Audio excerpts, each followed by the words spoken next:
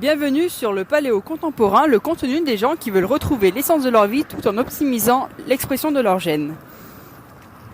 Avant de rentrer dans le vif du sujet de ce jour, je tiens à m'excuser sur la qualité sonore. Peut-être que tu vas entendre les bruits de voiture sur le fond. En fait, je t'explique un peu le contexte. Aujourd'hui, c'est ma reprise, donc je reprends le travail après une semaine de repos. Et forcément, je commence en matinée. Donc là, il est 5h20, je suis sur mes rollers. Et je vais à mon boulot. Donc forcément, je suis au long de la route. Donc il y a toujours un petit peu de voiture, même si l'avantage de cette heure-ci, c'est qu'il y a vraiment beaucoup moins de circulation qu'en temps normal, en tout cas que pendant la journée. Mais bon, tu risques quand même d'entendre les circulations de voitures en fond, donc je m'excuse. Mais bon, aujourd'hui, je voulais pas te parler de mon trajet pour aller au travail. Je voulais vraiment te parler d'un sujet beaucoup plus intéressant, qui est le conditionnement physique. Le conditionnement physique, c'est quoi ? C'est ce qu'on fait pour améliorer, enfin en tout cas dans l'objectif d'améliorer notre condition physique. Donc tout ce qui est musculaire ou cardiovasculaire. Donc peut-être que tu es dans le même cas que pas mal de monde, peut-être que tu penses t'inscrire dans une salle d'entraînement pour te remettre en forme, ou peut-être que tu es déjà inscrit dans une salle d'entraînement et que là donc tu commences à y aller. Donc là le premier jour tu y es allé, tu as pris rendez-vous donc avec un entraîneur, où l'entraîneur il t'a un peu expliqué, ou le propriétaire de la salle d'entraînement t'a un peu expliqué comment la salle fonctionnait, il t'a fait le tour des machines, il t'a fait le tour de la salle. Donc là t'es super motivé, c'est vraiment le premier jour, tu te rends à la salle d'entraînement, et là en plus tu te dis trop bien, j'ai enfin passé le pas, j'y suis enfin allé, je me suis inscrite. Donc là, tu commences le premier entraînement, tu es vraiment super motivé, tu apprends des nouvelles machines, des nouvelles choses. Donc là, l'entraîneur, il te montre tous les mouvements. Donc tu aimes vraiment ça. Donc tu commences à y aller une fois, 2 fois, voire même 3 fois par semaine. Tu augmentes des poids tous les jours, donc là, tu es vraiment très très très très content. Tu vois vraiment tes résultats avancer. Tu vois aussi de l'effet, enfin en tout cas du bienfait sur ton mental. Je trouve que tu as vraiment un meilleur mental, tu as une meilleure humeur, tu es en meilleure forme. Et là, à partir de plusieurs séances, tu te rends compte que tu montes plus les poids comme tu montais lors des premières séances. Tu te rends compte que en fait tu fais toujours la même chose. Donc tu as envie de faire d'autres machines. Donc là, tu commences à aller t'aventurer un peu sur d'autres machines. Sauf que c'est vrai que ces machines sont quand même assez étranges, on ne sait pas trop comment ça marche. Donc on essaye d'observer un peu les gens autour pour voir j'aimerais bien essayer cette machine. Donc dès qu'il y a quelqu'un dessus, tac, on regarde pour voir comment il fait. Et dès qu'il est parti, on commence à s'approcher un petit peu. On commence à s'asseoir, on se met dans la position initiale. On commence à prendre les poignets, à pousser, on n'est pas trop sûr, on manque un peu de confiance en soi. On a vraiment l'impression que tout le monde nous regarde, donc on lâche l'affaire et on retourne sur nos machines. Donc au final, on se retrouve à faire toujours les mêmes machines. Donc il y a vraiment une monotonie qui arrive. Donc là déjà, notre motivation, elle descend un petit peu parce que nos résultats sont plus là. En tout cas, sont plus aussi présents qu'au début quand on montait d'une plaquette à chaque séance. Donc là, nos résultats stagnent un petit peu. On se rend compte que c'est toujours la même chose. Et là, on a quand même commencé une routine. Donc on y va après le boulot parce qu'on se dit, oula, si je rentre chez moi et qu'après, faut que je reparte pour aller à la salle, jamais j'irai. Donc vaut mieux que j'aille directement après le travail. Sauf que forcément, t'es pas la seule. Y a pas que toi qui fait ça. La majorité des gens en fait font ça. Donc dès que tu arrives au gym, en fait, tu te rends compte que il y a énormément de monde dans les salles. Donc tu commences à aller à ta première machine. Et là, forcément, il y a quelqu'un, elle est prise. Donc tu te dis, je vais commencer par le deuxième exercice, c'est pas grave. Sauf qu'elle est aussi prise, la machine. Donc tu prends la seule machine de ton entraînement que l'entraîneur t'a montré au début qui est disponible. Donc tu commences à faire cette machine. Et là, tu as fini ta série, donc tu te lèves et tu vas à une prochaine machine. Sauf que tu te rends compte que toutes les machines sont prises. Donc là, tu fais, de toute façon, j'en ai un peu marre de faire ces machines. Je vais voir, j'aimerais bien faire autre chose. En plus, il y a des gens, ils font des exercices avec des poids libres, avec des poids séparés. Ça doit être vraiment sympa. Par contre, j'ai tellement entendu dire que il y avait pas mal de blessures si on faisait mal l'exercice, si on prenait du poids, on risque de se blesser. Donc c'est sûr qu'il vaut mieux quand même qu'un professionnel nous montre l'exercice. Donc là tu te diriges vers l'accueil, tu vas commencer à prendre des informations sur les entraîneurs privés, c'est quoi les options. Donc là, la personne de l'accueil, elle t'explique un peu le principe. Donc elle te donne les tarifs. Et là, tu te rends compte que un entraîneur, c'est quand même vraiment pas donné.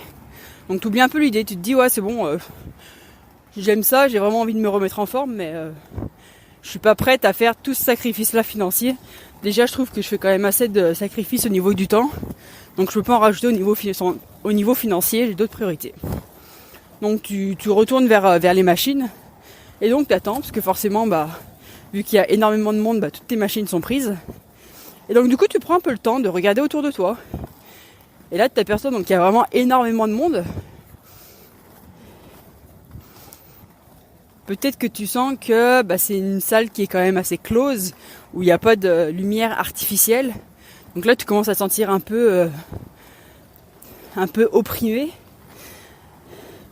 Tu commences à observer le monde, puis là, tu te rends compte peut-être que tout le monde est en train de se regarder, tout le monde est en train de se voir dans le miroir, tout le monde est en train de regarder ses muscles. Donc là, tu te poses de plus en plus de questions et tu te dis, mais est-ce que ça, c'est vraiment pour moi ? Moi, j'adhère pas trop à ça, j'aime pas trop mon corps comme ça, j'aime pas trop regarder mes muscles. Ils font quoi ces gens ? C'est un peu particulier.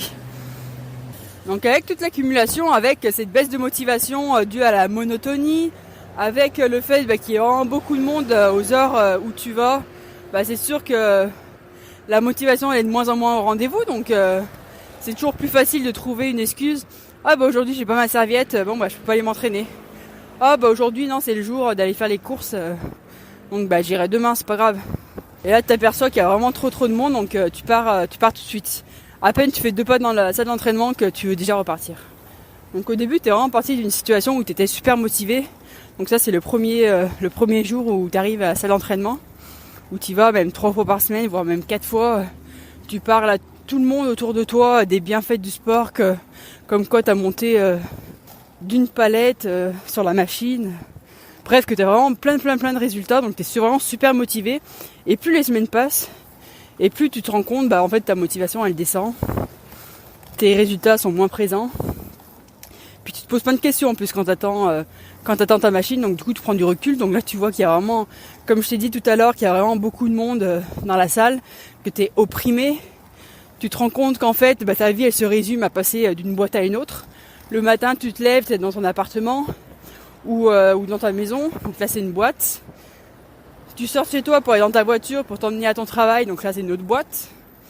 Tu arrives au boulot, donc tu changes de la boîte de ta voiture à la boîte de ton boulot, donc c'est encore une boîte, tu passes toute la journée dans la boîte.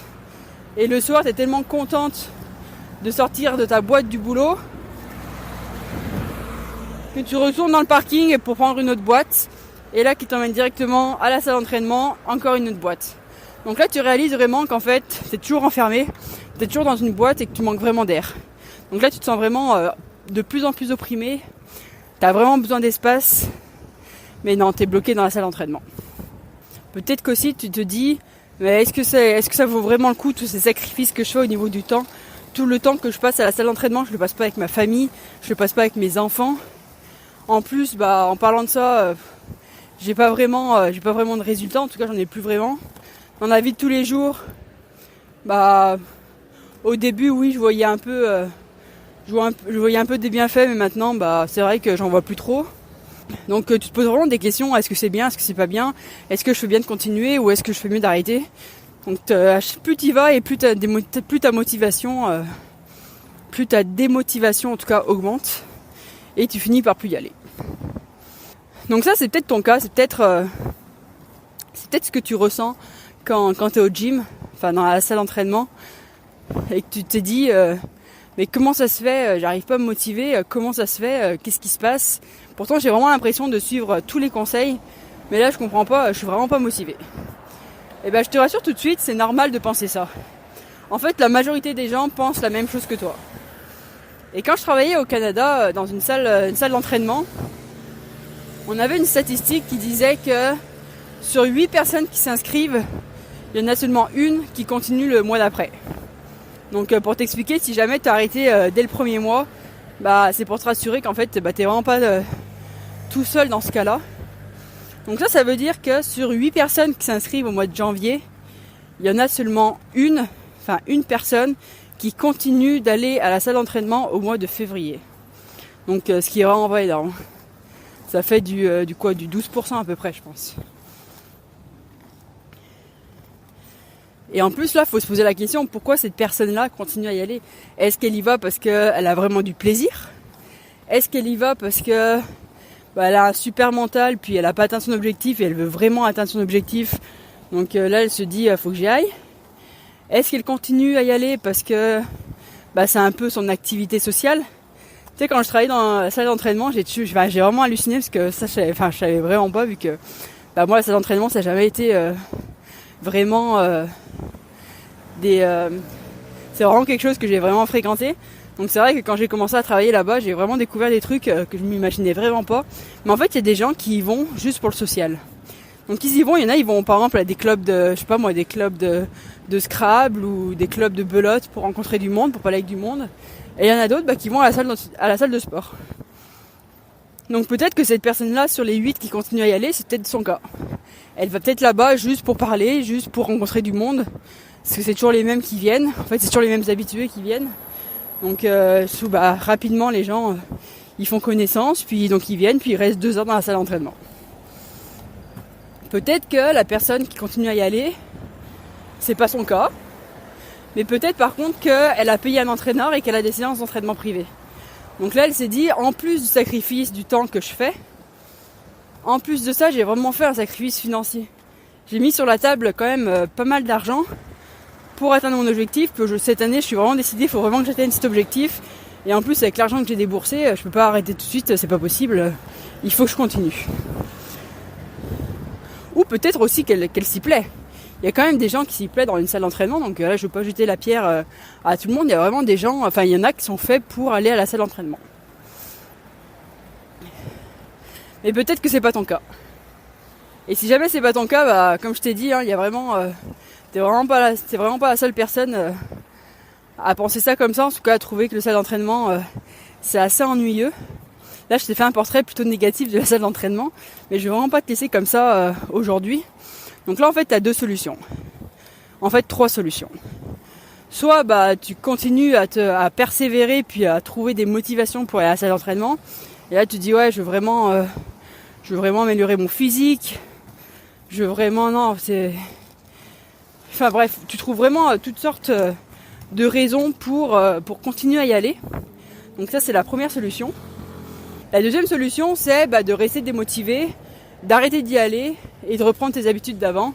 Et puis là tu te dis, de toute façon j'ai vraiment fait tous les efforts, la salle d'entraînement c'est pas pour moi, l'activité physique c'est pas pour moi. C'est pas grave, j'ai déjà vécu tant d'années sans activité physique. Je vois pas pourquoi finalement c'était pas plus mal comme ça. Je vais continuer à ne pas y aller. Ou sinon t'as la troisième solution. Et la troisième solution c'est quoi? C'est d'adopter une autre façon de bouger, d'adopter une autre forme d'activité physique qui te permet justement d'atteindre tous les objectifs que tu voulais. Qui te permet d'atteindre le bien-être physique, qui te permet d'atteindre un bien-être général, qui te permet d'atteindre une amélioration au niveau de tes mouvements et de ta vie de tous les jours, ta vie quotidienne, qui te permet de travailler les muscles qui sont importants. En fait, pour t'expliquer un petit peu, dans le corps humain, il y a plusieurs sortes de muscles.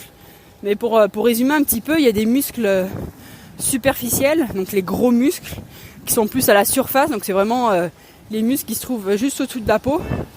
Donc par exemple, on parle de la cuisse, il y a le quadriceps qui est à l'avant de la cuisse, puis l'ischio-jambier qui est derrière la cuisse, ça c'est des muscles superficiels. Ça c'est des muscles qui servent vraiment à la force. Puis on a aussi les petits muscles qui sont dessous ces muscles superficiels, qu'on appelle donc les muscles profonds, ils sont vraiment plus au niveau des os. Donc eux, ils servent plus à stabiliser, à la coordination, à l'équilibre. Et le problème des salles d'entraînement avec les machines guidées, c'est que justement, ça travaille que les muscles superficiels. Avec cette nouvelle sorte d'entraînement que je te propose, qui est le mouvement naturel, tu vas travailler justement aussi bien les muscles superficiels que les muscles profonds et les muscles stabilisateurs. Donc du coup, tu vas vraiment avoir un transfert possible de ton entraînement à ta vie quotidienne. Donc là, tu vas vraiment avoir des bienfaits aussi bien sur ta forme physique que pour ta vie quotidienne, où tu vas vraiment avoir une amélioration dans tes déplacements, une amélioration sur ta posture, bref, vraiment une amélioration sur ton bien-être physique général. Et donc, qu'est-ce que c'est que le mouvement naturel? Parce qu'en fait, je ne l'ai toujours pas décrit. C'est une sorte d'entraînement, en fait, où on utilise des mouvements pratiques. En salle d'entraînement, en salle de conditionnement physique, si on utilise les machines guidées, on fait des mouvements très spécifiques où on isole un muscle. Souvent, il n'y a vraiment qu'une articulation, voire deux articulations qui bougent, puis ils sont toujours guidés sur un rail. Alors que le mouvement naturel, c'est tout le contraire. En fait, on utilise des mouvements pratiques, donc des mouvements qu'on fait dans la vie de tous les jours, qu'un enfant va faire naturellement quand il va commencer à essayer de marcher, quand il va commencer à marcher, quand il va commencer à courir. Si tu fais attention, si tu te promènes avec un enfant dans un parc, dès qu'il va voir un arbre, il va essayer de marcher dessus, il va essayer de sauter, il va ramper, il va essayer de grimper aux arbres. Donc ça, c'est vraiment des comportements en fait naturels qu'on a tous en nous, dans nos gènes, mais que les enfants font et que nous, adultes, on a un petit peu oublié de le faire. Donc cette méthode d'entraînement donc avec le mouvement naturel, c'est vraiment justement retrouver tous les mouvements qu'on est capable de faire, que notre squelette est capable de faire.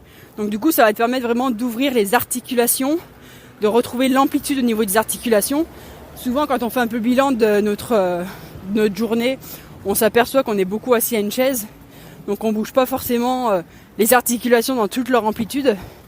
Et le fait de pratiquer le mouvement naturel, ça réouvre toutes ces ouvertures. C'est comme si on remettait de l'huile un peu dans les articulations, on les refait fonctionner. Donc c'est comme ça que justement on va retrouver ce bien-être général.